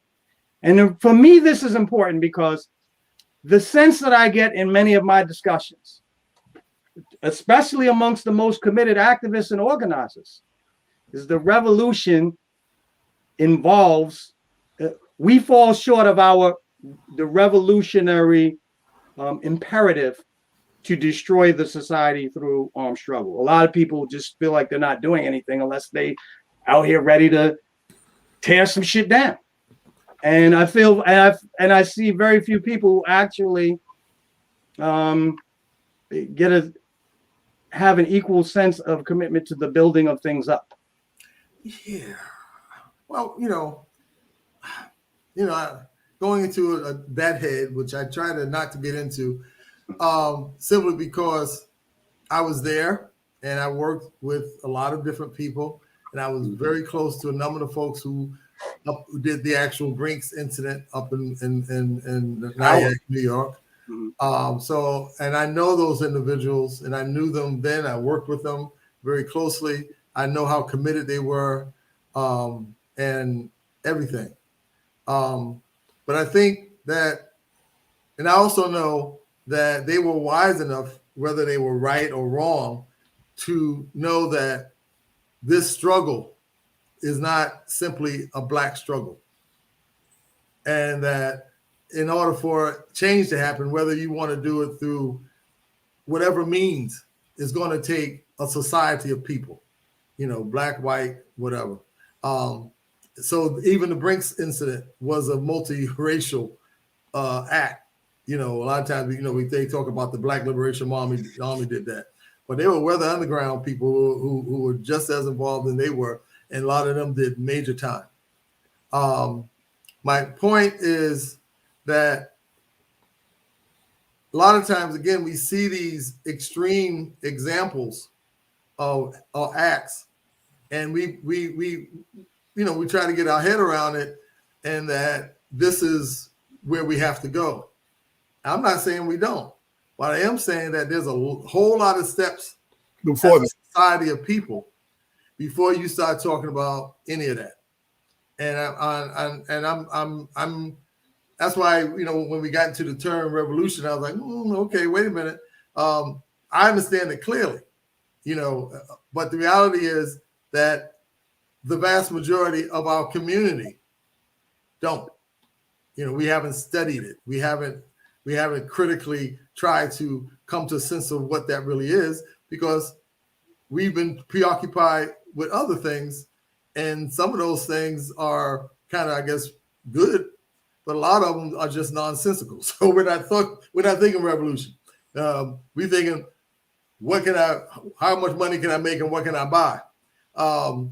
Which kind of like, not saying, there's no relationship, but the reality is, before we can start having that conversation with folks, we got to get back to the root. And I think if we look at what's happening in our communities, and I think if we look at, where our young people are, because our young people are adrift in many different ways, we have the initial responsibility is to reconnect. I tell people, school's job is to teach my child. My job as a parent is to educate her. So I take the tools that they're giving her, writing, math, social studies, all that. I give it context through my engagement with her and my demonstration to her and my ability to take her into the community and become a part of building a sense of quality. That's what education is. Not just to fill her head up with a bunch of information and go get a master's degree and go out there and get yourself a job. We have to do more than that. So we have all these young people coming out of institutions with all types of education, but at the bottom or at the lower level is the prioritization of the Black agenda. Everything else we put first. Well, at the same time, they are bright enough that they see what's happening in our communities, but we don't make that an area that they have to and they need to be a significant part of. You do that after you get yours.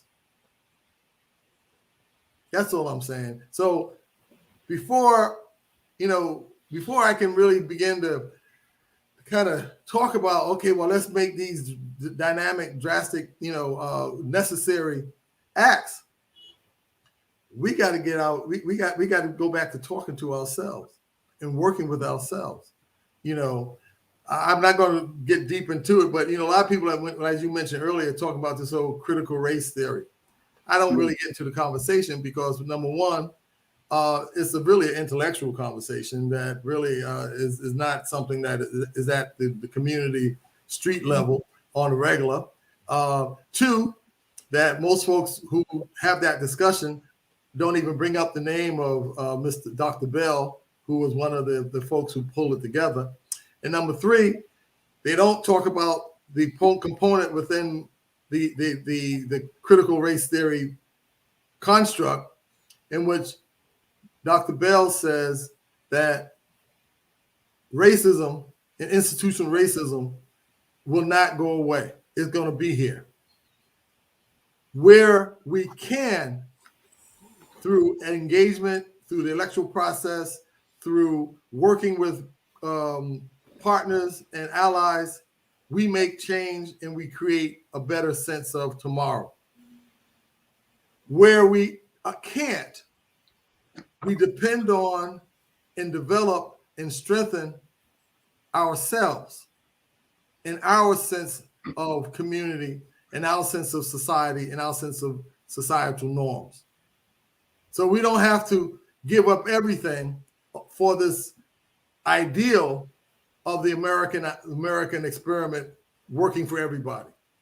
Where we can, sure, we're going to work with, we're going to negotiate with, we're going to do everything we can to create substantial change. But we're not going to put everything into them and not invest into ourselves. And that, to me, is the fundamental discussion. You know, and it's wild because when Marcus Garvey said it, you know, we chased him out of the country, you know, put him in jail. When Elijah Muhammad said it, you know, we demonized him and, you know, said he was a false prophet. But it's that basic. You know, they weren't saying nothing extreme. Like, hey, you do for yourself. You know, you create your own schools. You create your own businesses. You don't have to create a Wall Street. You don't have to create global economics.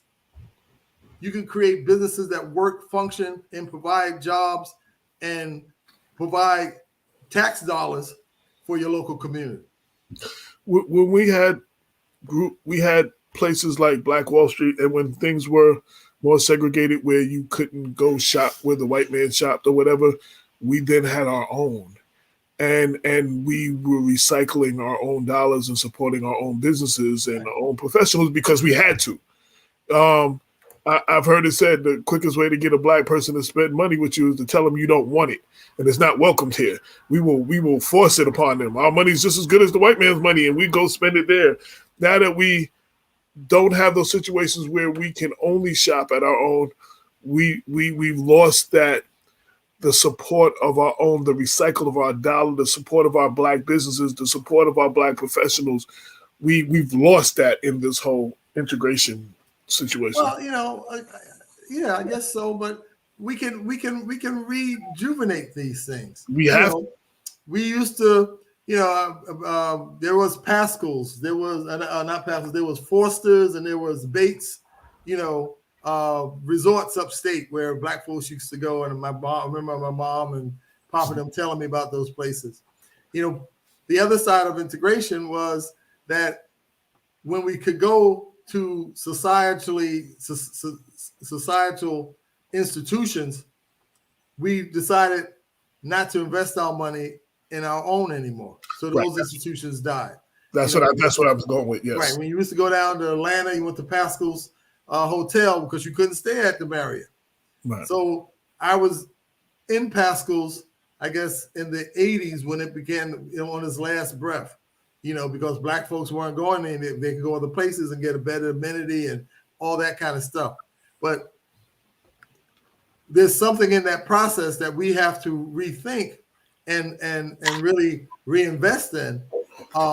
We don't have to get into the major conglomerates to make things work, you know, and that's all I'm saying. You know, we have to reinvest in what we perceive to be the community, and that is an economic issue, of course, but it's also an ethical issue. It's an issue of a sense of what we morally believe in terms of things that we see. You know, the police will never be able to stop drugs or killings in our communities, but we can. They will never be able to do it, but we can. And I thoroughly believe that we're our first line of defense. Yes, absolutely.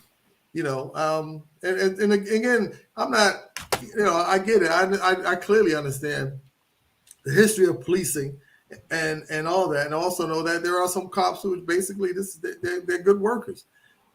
But what's happening in the community, some of that we see. I'll give you an example.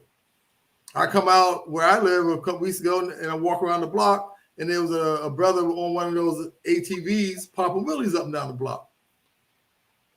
Now, I'm not even going to get into what goes on on 100 and on 8th Avenue or 7th Avenue in Harlem, but I'm like, in this little community I'm living in. So I'm like, well, what does the neighbors think? And how do the neighbors respond? You know, I'm not talking about hooping and hollering and shouting and cussing nobody out, But I'm telling you, we can shut that down. I was in Harlem and we are having this discussion about this little issue, and somebody, well, the police ain't doing nothing. Well, the police are not going to do anything. But you got all these little local politicians and local aldermen and folks doing stuff, and you're not putting any pressure on them. So now you're walking in Harlem or you're walking in the Bronx or anywhere, and a guy comes riding by you on the sidewalk on a scooter, or there's a scooter going up the street against traffic on the wrong side.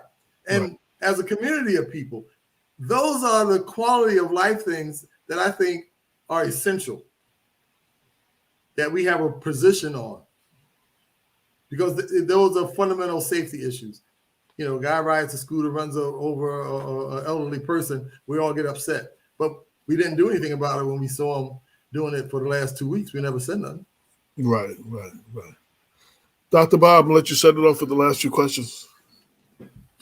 Well, I did want to note, Eugene, for our audience, that actually even a figure who has a reputation as a integrationist ideologue like W.E.B. Du Bois also urges Black people to take advantage of the so-called disadvantage, as he said in his 1934 essay, in which he called into question a philosophy that tied Black people's advance to the tearing down of segregated barriers of racial segregation.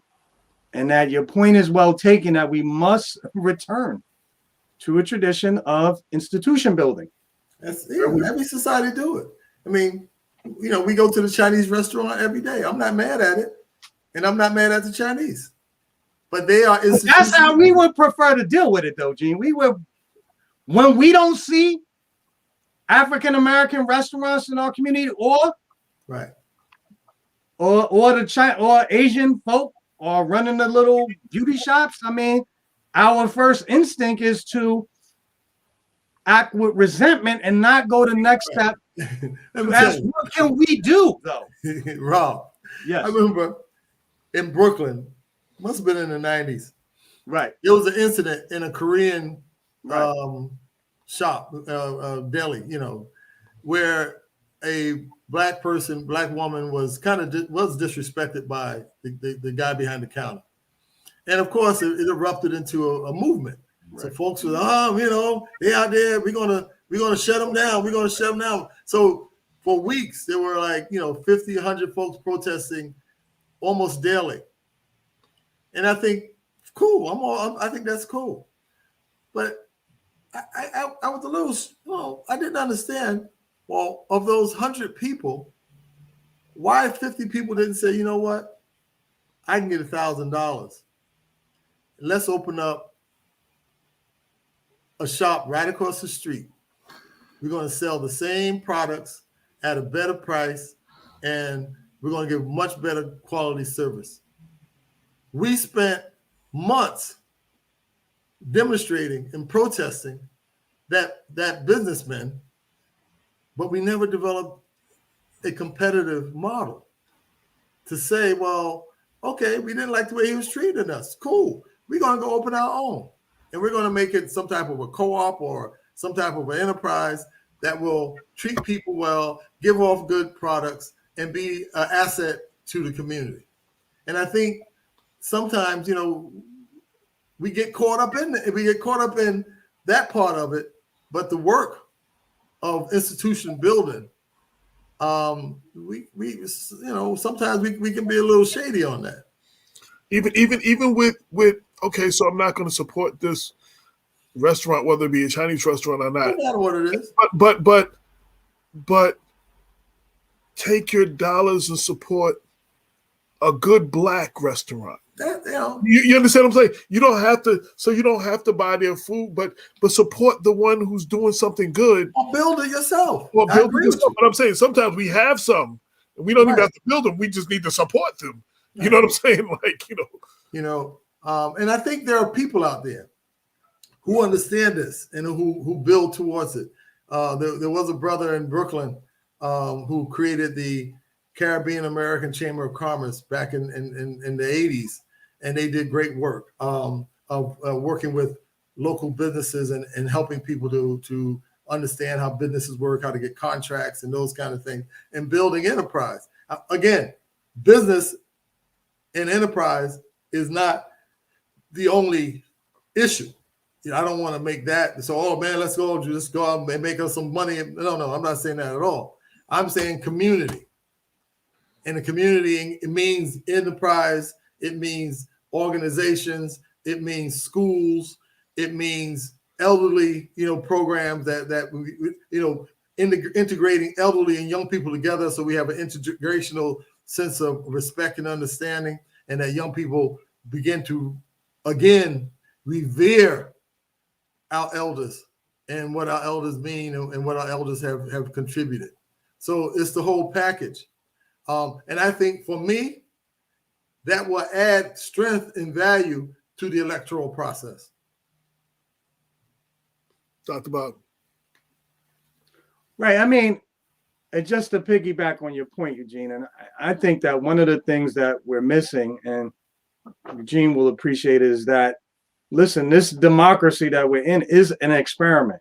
Yeah, and you actually have to do experiments, right? There is additional sort of, we have problems, and we've got to be willing to test out some new models to address those problems. Right. We've got to be willing to break from conventional approaches that we've inherited from the past in so many areas, whether it's economics, the delivery of social service programs that we're in need, but we've got to try to do some different things.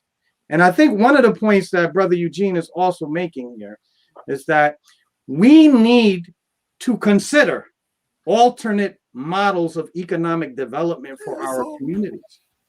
Like everyone, we're not going to solve the problem of poverty in our community by creating a whole lot of capitalistic businesses that are looking or at social programs. Right. They go together. Right.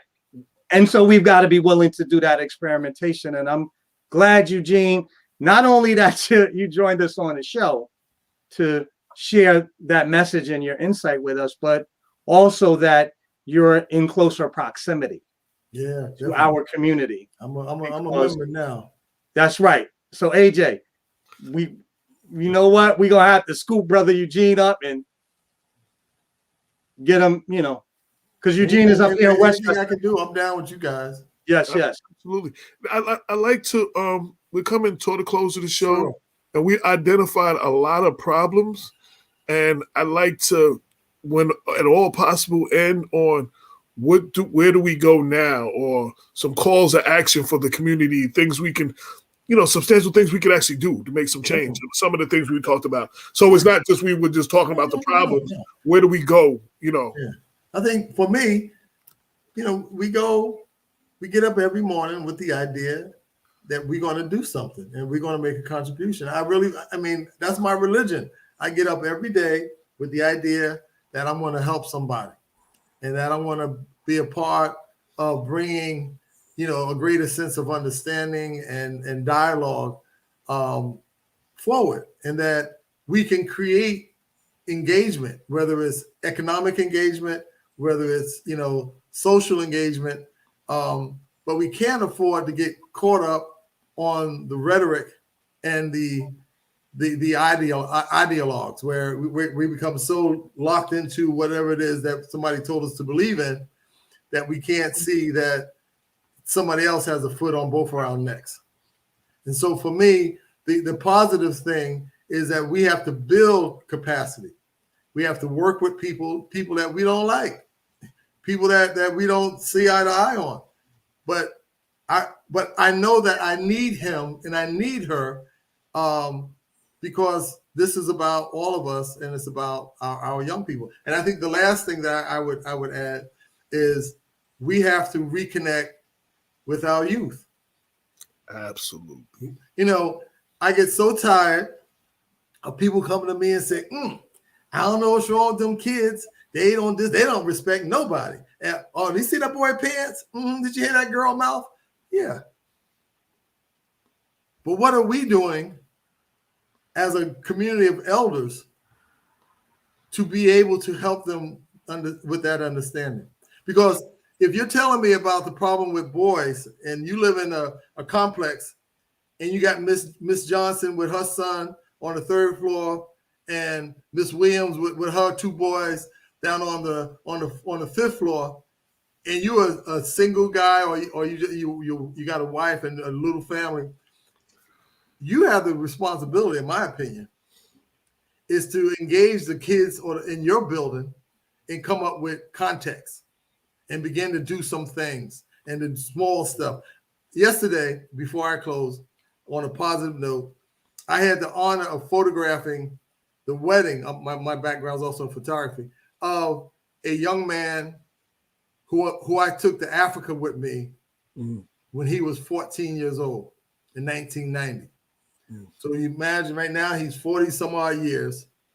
He's just got married, beautiful wife. He's a great young man. He's a good community person. But that's the relationship that we have to establish with our kids. I've been working with this kid now, this young man, since he was 12, 11 years old. Now he's 40 something. And he got married. He called me, Mr. G, man, could you photograph the wedding? Right. Dang, that's community. Those are our kids. Even if he's in his 40s, he's still my kid. Absolutely. I just want to say, and I want to say this when you're on the air. So a lot of times I talk about, my past. I was from a good family, but, hung out where I shouldn't have been. And, was like a rebel without a pause or cause. But there were people who saw something in me and reached out to me and always put something into me. And because of those people, I'm not dead or in jail like a lot of my classmates because of them. So for those who say the youth are out of control, it's not the youth failing us, it's us failing the youth. And when my daughter, who's 32 now, who just last week turned 32, when she was younger and she had her friends, I would let her have like a little cookout, let her invite her friends. I'm talking to her friends because I want to see where their heads at because they're around my daughter all day long. Like these are the people who are around her. So I want to know where their heads at and who their parents are and what their parents' heads is at. So you know what I'm saying? So I would talk to them like I would talk to my daughter, and a lot of them ended up talking to me when they couldn't talk to their parents. You know what I'm saying? Sometimes, and that's what I'm saying. I mean, when I was a kid hanging out 16, 14, 17, and I wanted to be with the big boys. Yo, man, let me get some of that. Let me get Joe. Give me some of that.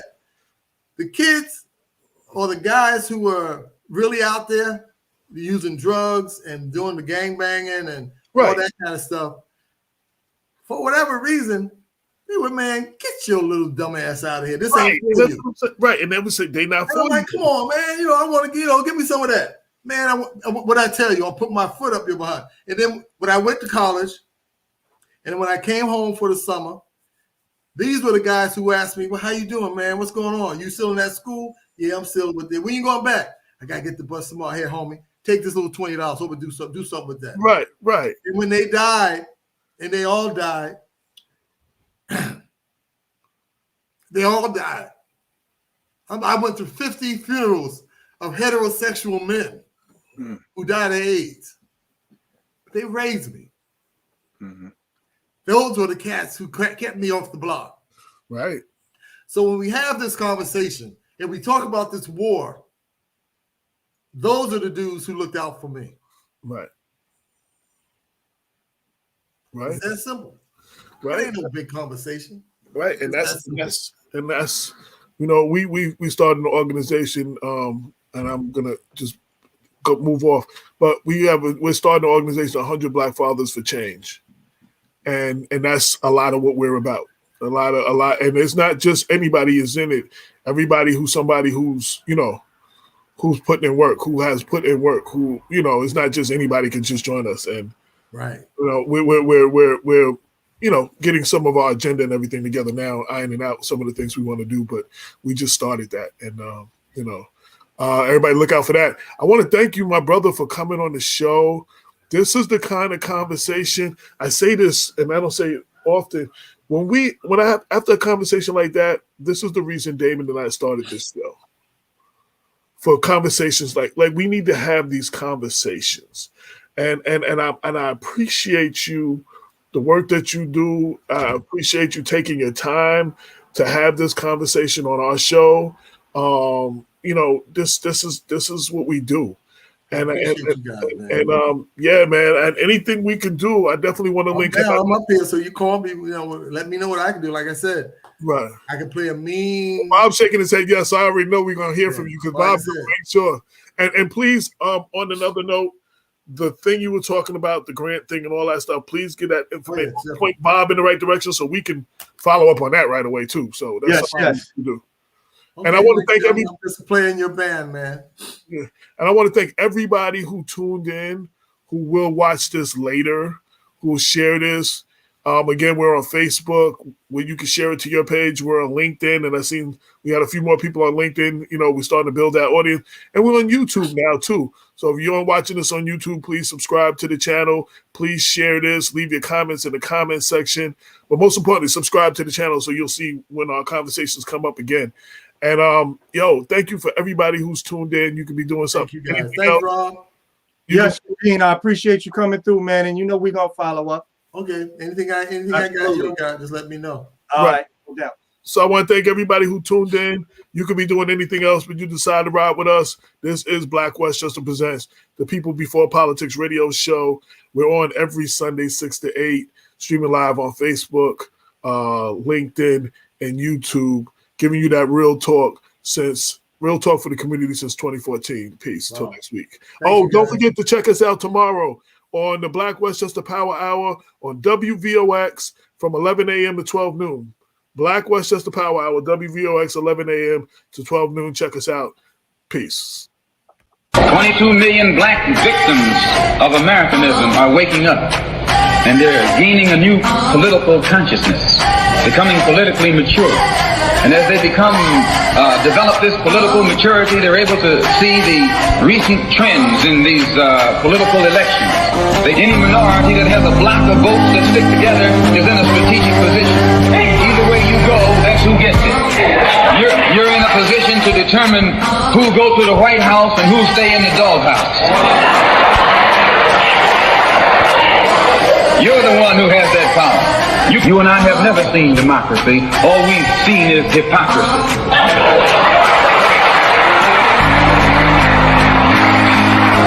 When we open our eyes today and look around America, we see America not through the eyes of someone who has enjoyed the fruits of Americanism.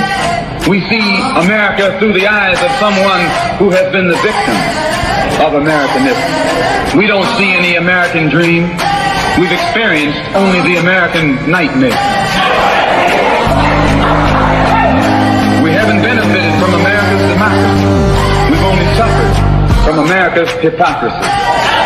And the generation that's coming up now can see it and are not afraid to say it. And are not afraid to say it. And are not afraid to say it. And are not afraid to say it. And are not afraid to say it. And are not afraid to say it. And are not afraid to say it. And are not afraid to say it. And are not afraid to say it. And are not afraid to say it. And are not afraid to say it.